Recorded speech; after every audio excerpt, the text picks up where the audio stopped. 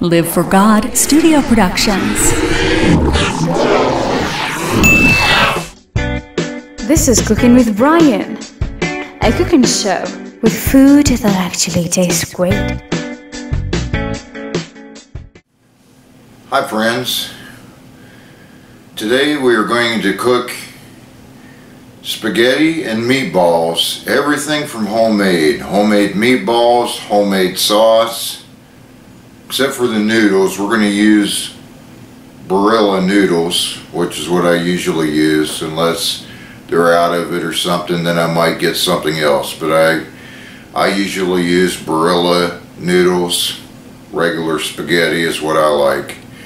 However, I do love penny pastas, rigatonis. There ain't too many pastas that Brian don't like. So anyhow, here we go, friends. Here is how you make spaghetti and meatballs from scratch.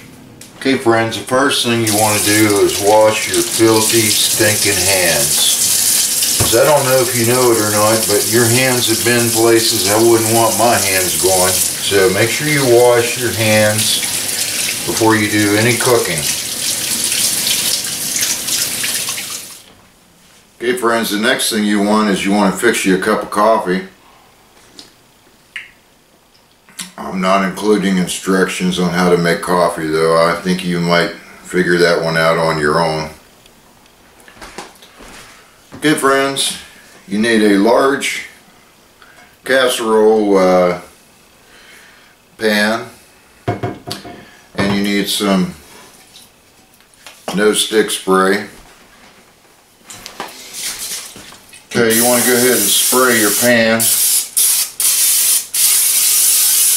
because you'll see this pan's not exactly new. It's got some burnt stains that won't come off.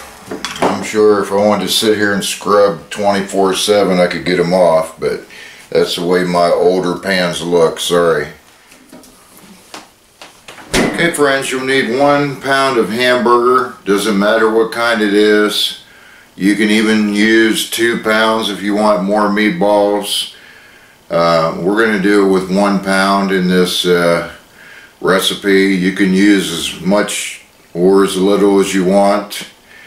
1 pound or more. You can make 5 pounds if you want to. That's your call.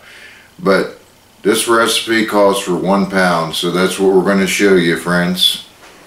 Okay, the next thing you need, friends, is you need a bowl, some sort of a mixing bowl, and you need 1 slice of bread. 1 slice of bread. Okay friends, for your meatballs, these are the spices you need. You need black pepper, garlic powder, onion powder. I gotta find the onion powder. And you need some salt. Okay friends, in your mixing bowl, 1, 2, 3, 4, about 4 dashes of salt, your onion powder. Well, this onion powder's had it. Ain't much onion powder left. There's about 5 dashes of onion powder, and your garlic powder, maybe about 3 dashes. And then as far as your black pepper, I don't know, there's about 3 dashes of black pepper in there. Okay friends, now you want to just take your slice of bread and you want to just kind of take your fingers and kind of rub it kind of like this and kind of break it into little tiny pieces.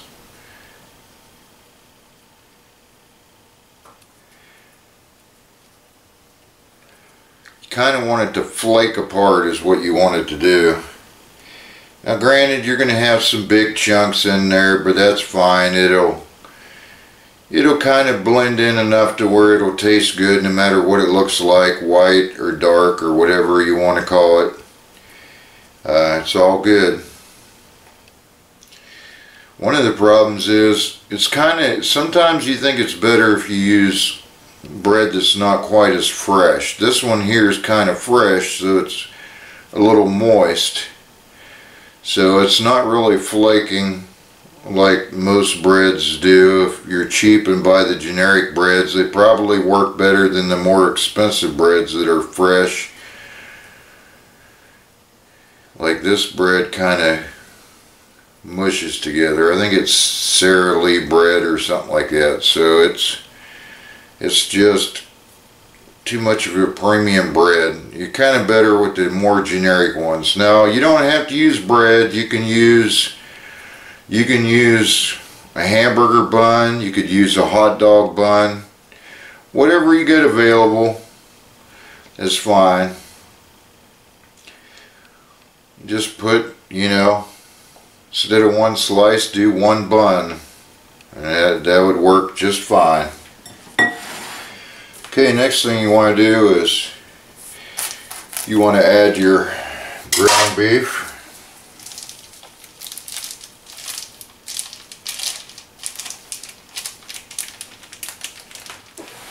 You want to go ahead and mix it all together really good. Now if you have one of those like professional mixers, you could use that. You don't want to use beaters. Beaters do not work.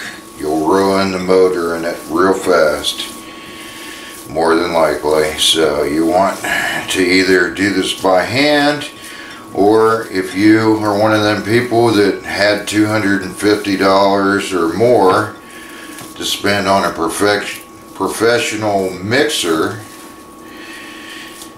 then or more, I'm sure you could probably spend $400 or $500 on something like that. But if you're a redneck, you're going to do it like this, the old-fashioned way that Grandma would have made them.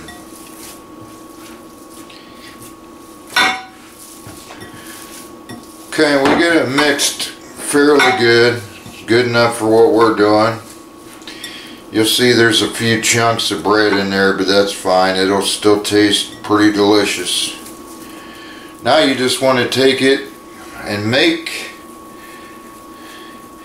a shape of a ball by just rolling it around. Kind of like making a snowball. Now you can make these any size you want to, but we're making them kind of like medium to small. And the reason why is because it'll cook better if you make smaller ones. The smaller they are, the easier and better they're going to cook.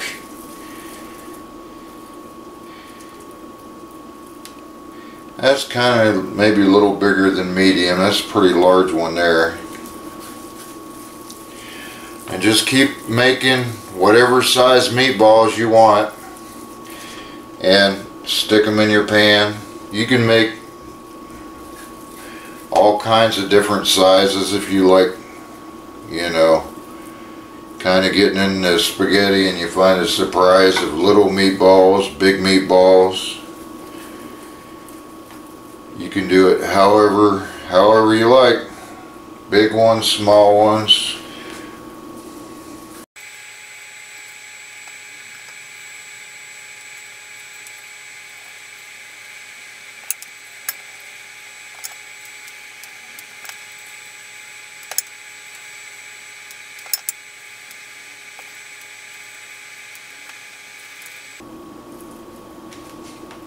Now you ain't got to be perfect. I mean, you just do the best you can. For a little bit odd shape, they still eat the same. Okay friends, the next thing you want to do is you want to preheat your oven to 425.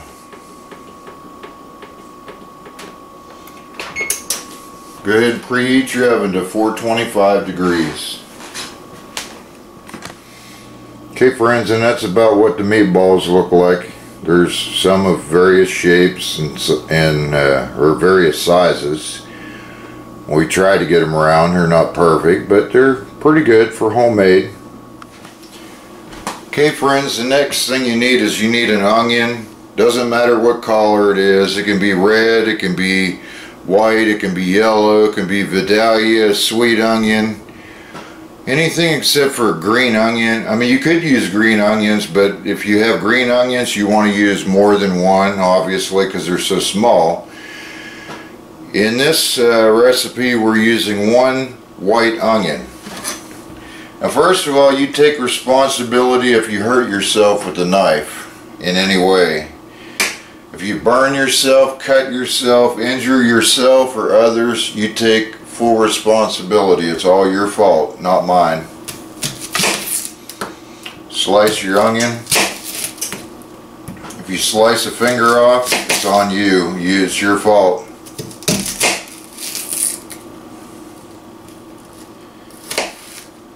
I'll take and dice it up into smaller pieces.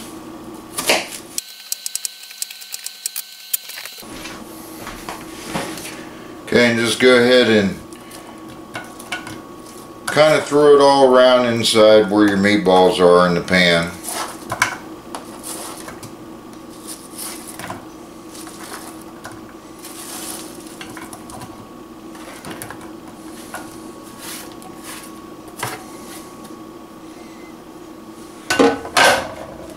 Voila.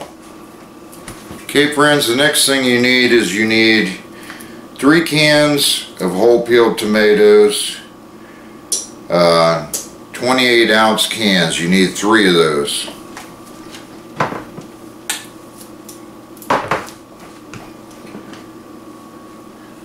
And then you want to drink some more coffee also.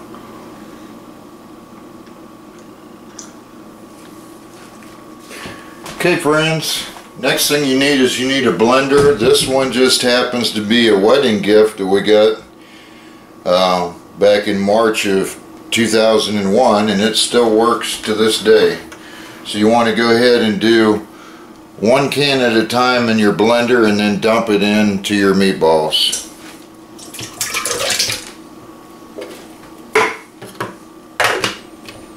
No need to drain it. Just go ahead and dump it in with all the juice, because you'll want plenty of juice in there since we're going to bake it and then we're going to cook it on the stovetop afterwards. So 3 cans of peeled tomatoes, undrained.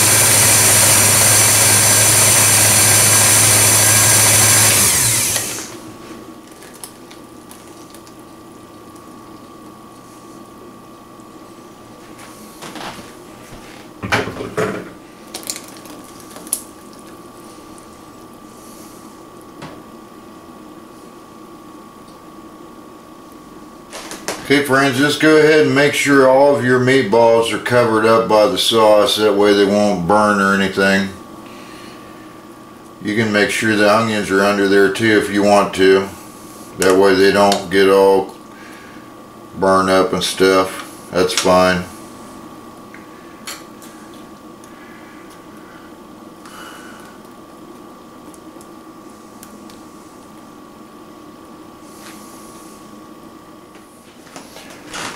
Okay friends, you want to go ahead and stick it in the oven carefully without spilling it, without burning yourself. If you burn yourself, it's your fault, not mine. Stick it in the oven for 1 hour at 425. Okay friends, as you take this out of the oven, remember everything is scalding hot. Very, very hot. So do not burn yourself. If you burn yourself, it's your fault. You take full responsibility. Don't call me. I ain't a doctor. It's all your fault anyway, so don't burn yourself. You're not responsible if you make messes in your kitchen and your spouse happens to get ticked off at you and kicks your butt. Not responsible for any of that. You take full responsibility.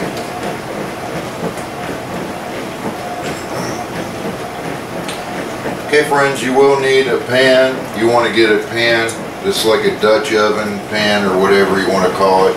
I call it a saucepan or whatever you want to call it. You can name it whatever you want to name it. You want to take this out of the oven and pour it into your pan without burning yourself. Okay, it's very hot. You might want to let it sit on some heating pads for, heck, I don't know, at least 5 or 10 minutes before you dump it in your pan. That stuff is smoking hot. Smoking hot. Let it cool down a little bit before you dump it in the pan so you don't hurt yourself.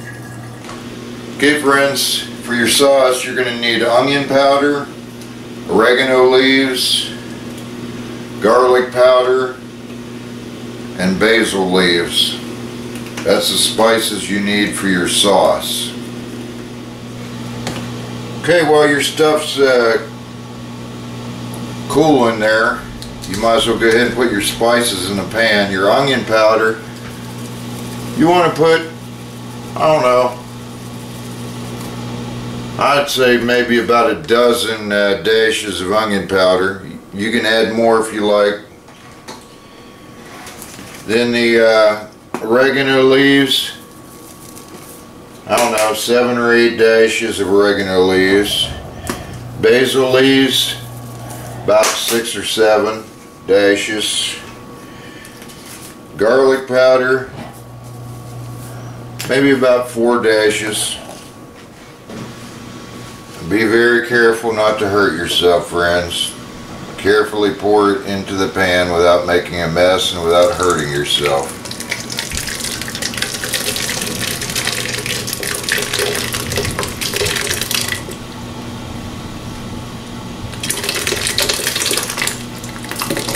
Obviously it's messy, so you're going to have some cleaning to do later. Sorry. It's your fault. Shouldn't have cooked.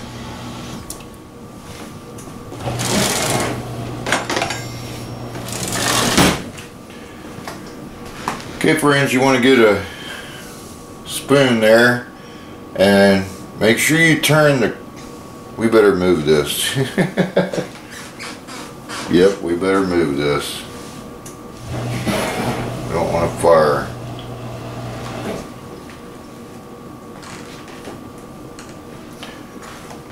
Okay friends, go ahead and find the correct burner and put it on about the 6 o'clock position, and you can go ahead and stir your sauce really good to get all the spices all mixed up in it.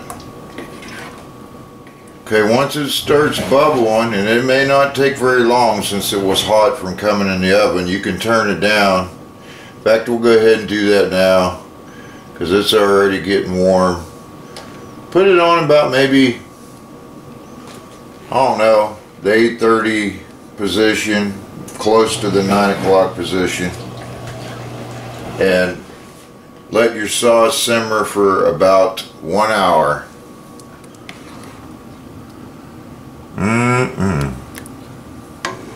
Okay friends, you want to stir it occasionally, at least every 10 minutes, 15 minutes or so. Just come in here and give it a good stirring.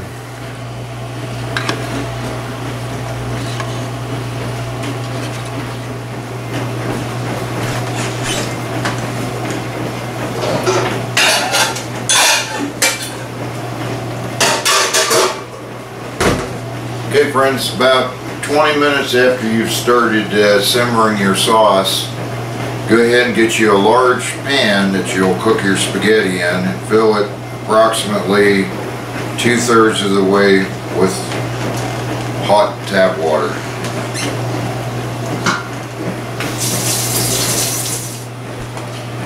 Okay, you want to turn the appropriate burner onto high, or even a notch below high is fine, however you want to do it. You also want to put some salt, I don't know, 7 or 8 dashes of salt in the water. That's what I do. Why? I don't know. I just do it. Should do it.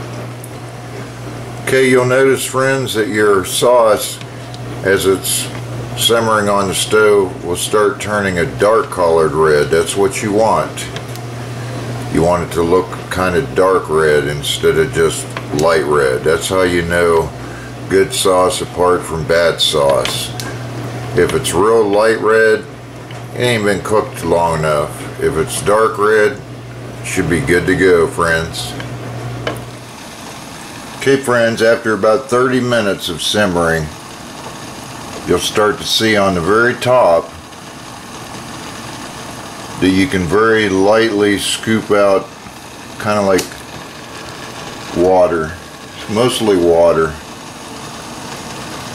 So you want to take a spoon and just barely dip it in there, and you can get out all the water that floats to the top. Put it in a bowl. Make sure you don't burn yourself, or it's your fault, not mine. Because when I do this, I don't burn myself. If you burn yourself, that's because you didn't follow directions, so it's your fault.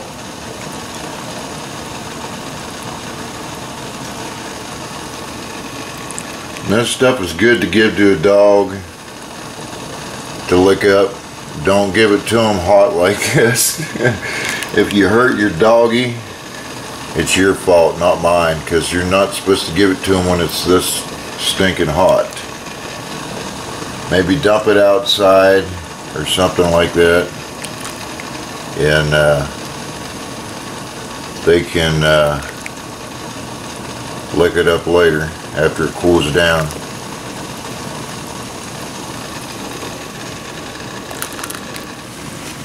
Okay, after you get most of the water out of there, you won't get all of it.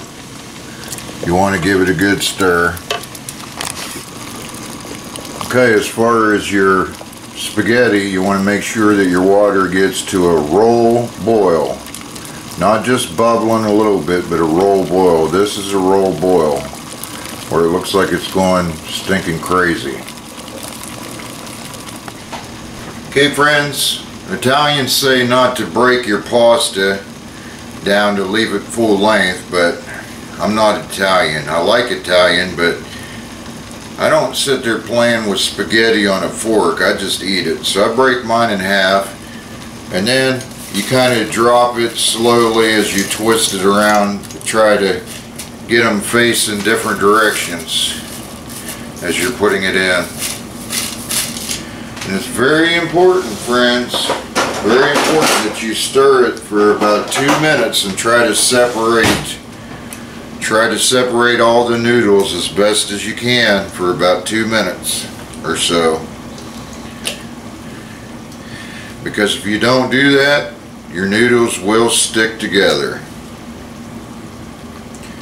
So you want to kind of sift through there and separate it, kind of wiggle it around to where each of the strands of spaghetti separates. The main thing is you do it for at least a minute or two to make sure that all the spaghetti is not stuck together. Very important.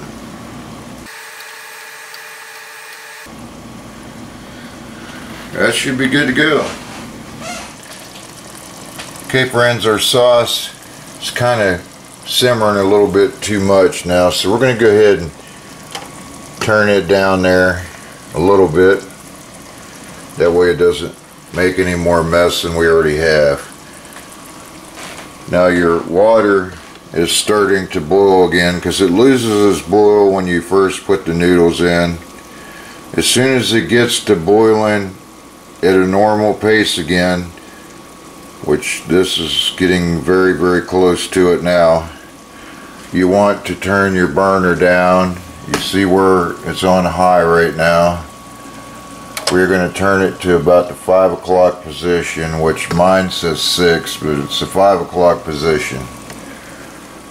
And when you make this, you want your spaghetti to be tender, not mushy, not starchy, but tender. And what tender means is, and this is the way you do it, is after your stuff's cooked for, I don't know, maybe 10 minutes or so, depending on which type of spaghetti you got, but regular spaghetti, not thin spaghetti or any of that.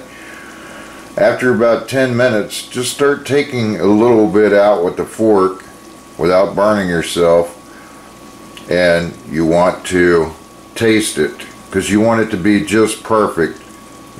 Tender means not mushy. It'll taste done and be not too hard but not mushy, not getting to where it mushes. You don't want it that far. It's too far. Some people take it there and beyond, and that's wrong. It's supposed to be tender, friends. So most spaghetti takes approximately 15-20 minutes or so. It depends on how high you've got your burner set. Depends on how good your stove works.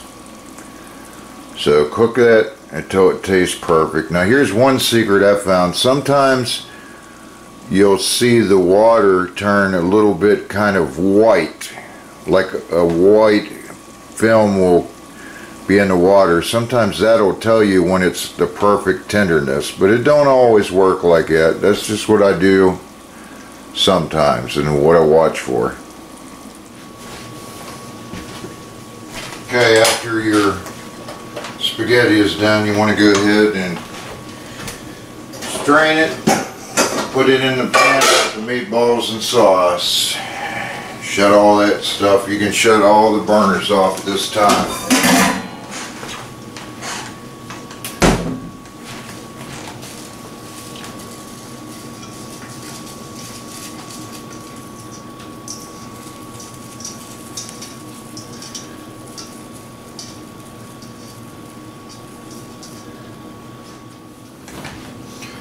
Okay, you want to stir it really good into your sauce.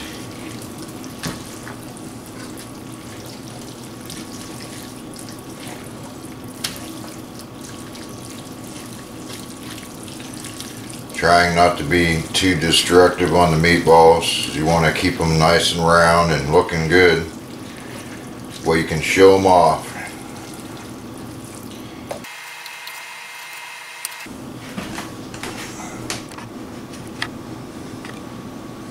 Okay, there you go, friends. There's spaghetti and meatballs, homemade style by Brian. Here on Cooking with Brian, you learned how to make homemade spaghetti and meatballs. There ain't nothing like it, friends. Nothing like it. Okay, friends. Hope that's a blessing to you. Enjoy your spaghetti and meatballs. We'll see you in another video sometime. Bye, y'all.